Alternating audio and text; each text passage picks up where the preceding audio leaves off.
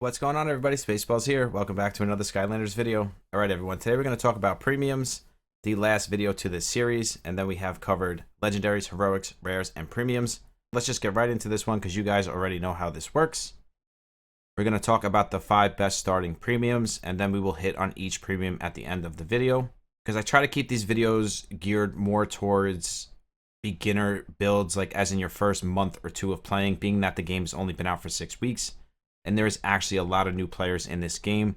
So I know that we know a lot about these Skylanders and we know which rares and premiums are good. But a lot of the new players don't, and they look at these Skylanders and they're like, wow, which one is good, which one isn't. So what I like to do for these videos is touch on the 5 best starting ones. And then after that, I kind of go over all of them in whole. This way you know if they're worth building or not, maybe if you're later in the game or if you're just looking for some fun toys or some cheap builds in general. Because premium Skylanders are so easy to build and really don't cost many resources. So first up here, and just remember, this is in no specific order or anything like that. This is just the 5 best, in my opinion, starting Skylanders. So first up here is going to be Tough Luck. Now, I almost built Tough Luck when I started playing this game, and I know Say Ross did and a couple other content creators did, and they definitely did not regret it because Tough Luck carried them through most of the early game content. She will basically carry you the same way Stealth Elf will carry you. The only difference is Stealth Elf you'll be able to use forever, like in all content, the Sky Arena content, probably the new guild content when it comes out. Tough Luck eventually is going to fall off because she is a premium, and this kind of goes for all premiums in a way. Once you start getting, super boosted heroics, and all your rares are super boosted, and you have some good legendaries with super boosts, your premiums are just going to kind of fall off, and that is because of base stats. Because you can't really put a premium against a legendary, sometimes not even against a really good runes heroic. The base stats of a premium will just fall off. But when you're talking early game content and just cheap, easy builds, Tough Luck is definitely going to be your girl. I'm pretty sure she's a girl. Don't rip me up in the comments if she's not. We're going to stick with a girl for this one. She looks like a girl to me. So first we got the passive. Increases our effect resistance by 15% in battle. We got the A2, and this has a drain on it, and this inflicts 70% of attack and damage. So what this A2 does is it puts a drain effect on ourselves, but only if the target has debuff effects on it. And then we got an A1. This one is almost as good as Stealth Elf's, but it's not as good, but it's close. But we do have a poison and a knockdown, and it does do pretty good damage. So Tough Luck, definitely a good build, especially if you're just starting the game and you're like a couple days in, and you're just looking for some, cheap, easy Skylanders to clear the content with. Tough Luck is your girl. Definitely build her. Next up, we're going to have Guerrilla Driller. And these are kind of the 2 obvious ones for the people that have been playing for a long time. But if you're new, they're not going to be so obvious. So we have Guerrilla Driller here. He is support-based units. He increases our max HP by 15%, which is himself. Then he has a heal on his A2. And this is just like Flashwing's heal, except it is 1% higher. It only recovers 1 endurance instead of 2. Flashwing actually covers 2. And this is for all allies by 26%. And then we have his A1, which is defense down by 10%. But you're not really using him for that. You're really using him for his A2. If you don't have Flashwing, he is a perfect replacement until you get a max super boosted Flashwing. And then even if you have him built and you get a Flashwing, you can use them both together in like the Sky Arena content or just PvP content in general. You don't really need too many healers in PvE. But for PvP, you will definitely need some good healers. Next up here, we're going to go with Rattlesnake. Now, Rattlesnake is actually a really good premium unit. Again, I almost built him myself. The only reason I didn't build these premium units is because I started getting super boosted rares. And me being a free-to-play player, I really wanted to save my resources, so I didn't want to start dumping all my resources into premium units when I could barely build rare units. Now, it probably would have been better for me to just build, Guerrilla Driller, Rattlesnake, and Tough Luck, because I feel like that team would clear content just as good as the team I'm using now. So if you're free to play and you just don't have the super boosts, you could definitely build a team like Tough Luck, Rattlesnake, Guerrilla Driller, and then something else alongside it.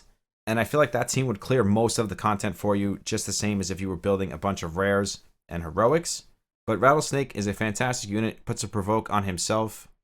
So if our HP is below 35%, when the turn ends, he will grant a provoke effect on the ally with the highest defense for 2 turns. Actually, a really good passive. Then we have the A2. He gives all allies a critical rate up by 10%. And then we have the A1, which is just a simple poison.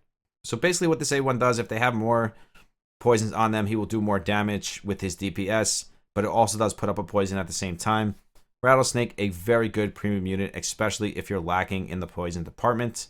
Now, next up here, we're going to go with Whamshell. I actually really like Whamshell. I think I want to build him just because I like him. I love the way he looks. Just an awesome unit, really cheap. All these premiums are really cheap, but he has a really good kit that synergizes really well. If his base stats were better, like if he was like a rare or an heroic, the whole game would probably be using this man because he actually does have really good synergy in his kit. So we have his passive here. He increases his defense by 15%. And then we have his A2, which is a defense down by 10%. And he also gives himself a provoke for 2 turns. Now, if his base stats were better, if he wasn't a premium, you could definitely use this man in late game arena. The problem is he's a premium and his base stats are just lacking. And then we have the A1, which is a diminish. Really good, cheap unit. And again, you could like throw him on with your Guerrilla Driller, your Rattlesnake, and your Tough Luck. And you could probably clear most of the content with that team right there. But Whamshell for a premium unit, not a bad, cheap build.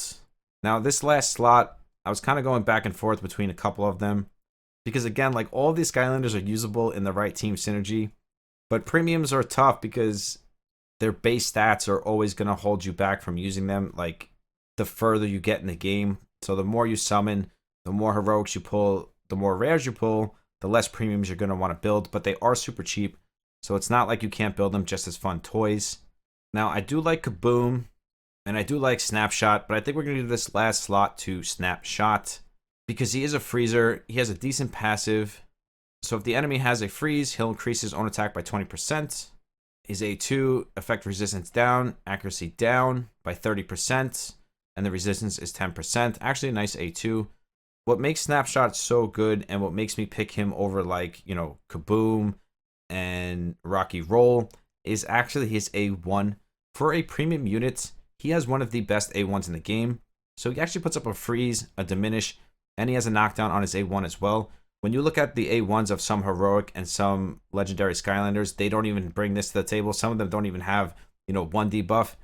And this man's Snapshot actually brings 2 of the strongest debuffs in the game, which is freeze and diminish. And then he has the knockdown, so he's good in Merge Tower. I want to say like all of the content in the game, I feel like Snapshot can really fit into any team that you're using. So let's say you're, you know, short a slot. You can literally take Snapshot and put him into that team, and he will work just fine. Now, as far as PvP content goes, and this goes for all premiums, just to kind of wrap this up here, base stats are always going to be lacking.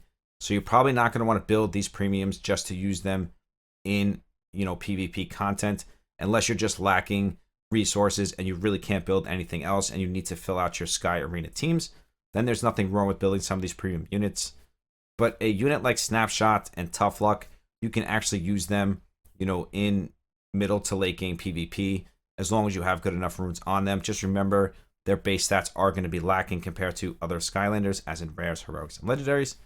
I do want to make that clear here. But Rocky Roll, I know he used to be really good. I don't think he's that great anymore. He increases his own accuracy. He does have a knockdown on his A2.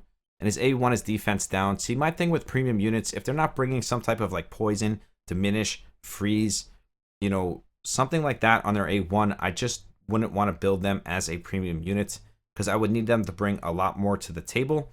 So I just feel like Rocky Roll in the relaunch of Skylanders just doesn't, you know, cut the bread. He's not as good as he used to be. I know he used to be amazing, over the top OP, but I just don't feel that's the case anymore.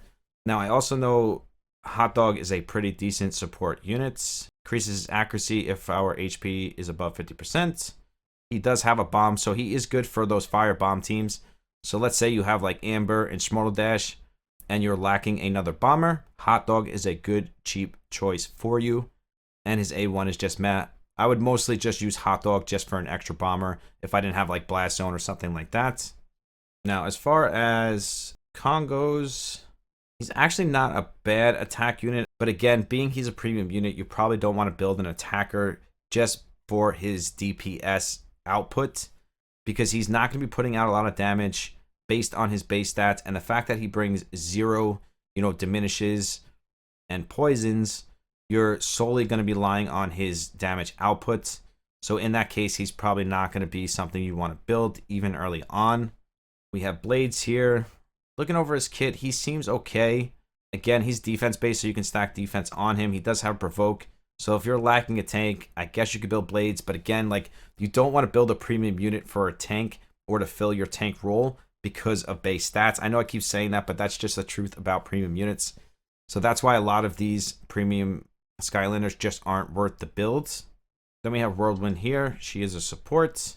And again, she does have electric shock. So if you're lacking, you know, a Skylander on your electric shock team, she can fit that role perfectly. So really with a lot of these premium Skylanders, if you're like building your main team and you're just lacking something like electric shock, or you need an extra knockdown, or you need extra poison or diminish, then you can come down to the premiums, you know, see which one fills that role and then put them in that team.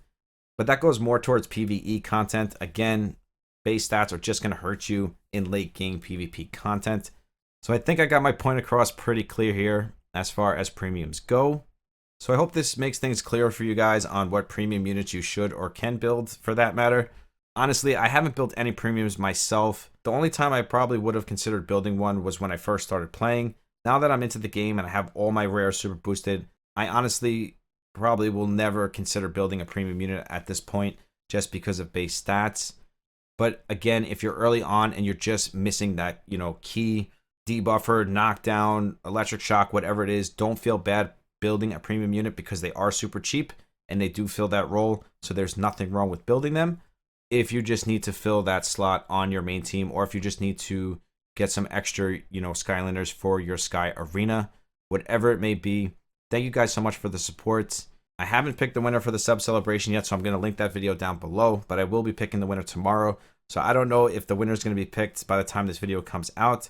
If it's not, it's down below with my Twitch and my Discord. If you want to be a part of the 2 Discord giveaways that we do monthly, you know that is also linked down below. Everything's always linked down below, and just know that we do monthly Discord giveaways. Usually always have a sub celebration going on. We're going to be starting another one really soon because we're really close to 2.5k subs.